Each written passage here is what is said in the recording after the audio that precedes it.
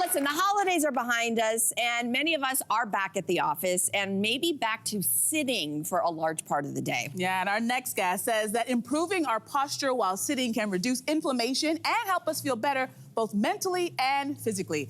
Here with chair exercises to undo the hunch is body and posture expert Liza Egbogah. Welcome back to the show. Happy New Year.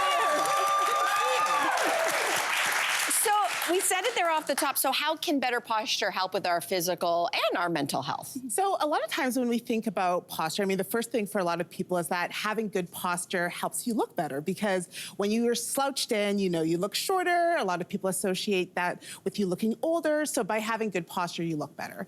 And then number two, you actually function better. So when you have better posture and you're in alignment, your muscles and your joints aren't as irritated. They don't have to overwork. So there's less wear and tear on your joints, less inflammation of your muscles, which means not only will you look better, but you'll also feel better. And then to top it off, when you have good posture, so when you're nice and you're open, your body produces more endorphins, which are your feel-good chemicals in your body, so you feel better. But when you're slouched and in the hunch, it actually increases your cortisol, which is the hormone associated with stress. And one more thing. So mental health, physical health, and even your digestion. So when you have bad posture and you're slumped in, things do not move through as well. So you end up with constipation. You can have irritable bowel syndrome. So yeah, so many benefits to improving your posture. You said constipation, I was like, okay, let me really get myself together. Okay, that all sounds so good. So how can chair exercises help us? So with the chair, think of it as chair yoga. When muscles are tight and certain muscles are overstretched, it pushes you into a bad posture. So by strengthening the weak muscles to pull you back and stretching the tight muscles, you can help improve your posture. And for a lot of people, they're literally chained to their desk all day, so they can't actually get up. So by having exercises you can do at your desk, that's so helpful. And then a lot of people have mobility issues where they can't wait there. So they can't do exercises while they're on their feet, or they may be limited by being in a wheelchair. But with chair exercises, you can still do those exercises. So it's really accessible to everyone. Ready to do some?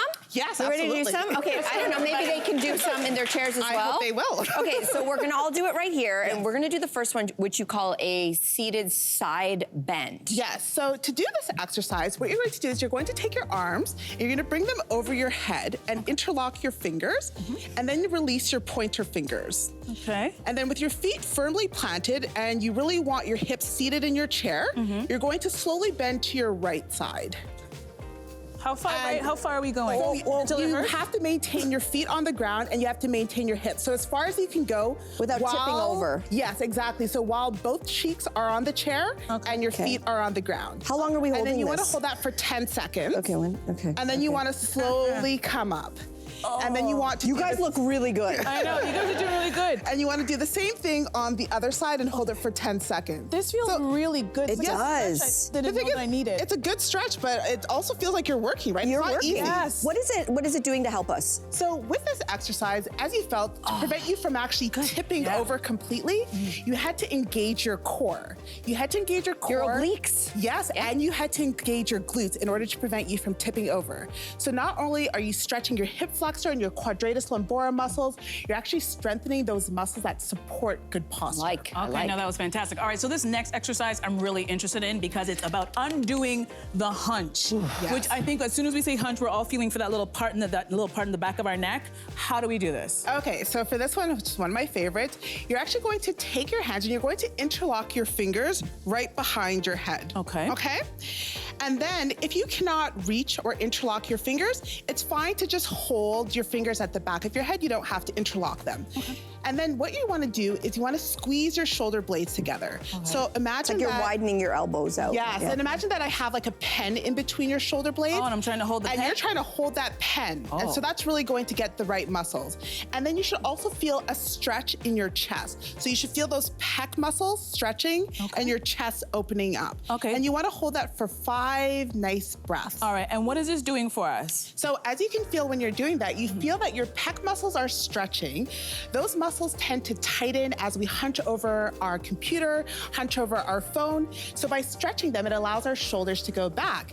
And then by squeezing your shoulder blades together, you're actually strengthening the stabilizer muscles that will naturally pull your shoulders back. So even after the exercise is done, the right muscles are stretched and strengthened to support the hunch being undone. Yeah. I love that. Okay, Hunch. that's upper body. Why don't we do some lower body moves right now? And you say this next one is called it's a pelvic exercise. Yeah, so it's essentially a pelvic rock.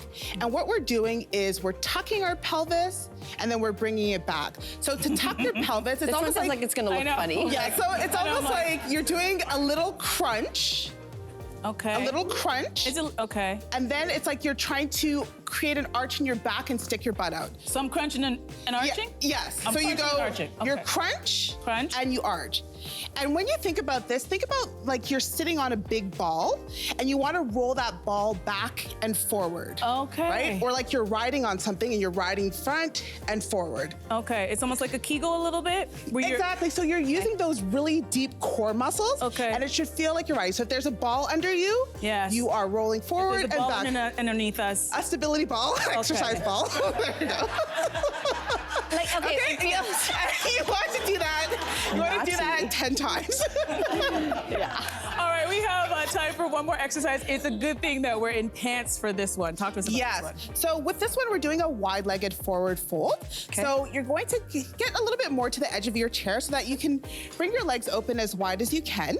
And then you want to bring your palms together. Okay. And then you want to slowly forward with a flat back so that your elbows are in the inner part of your knees. Ooh, that's Okay. stretching the inner thigh. Yes. Okay. So as you slowly bend forward, you should feel your elbows push more into the inner thigh, and you should feel that stretch right in the groin area. How far down, Right in the or, hip, like, should we go? as far as you can As without far as tipping you over. go, okay. Act like Yeah. you're at the club, Mel. Go Yeah. as low as you can, girl. Get down there, girl.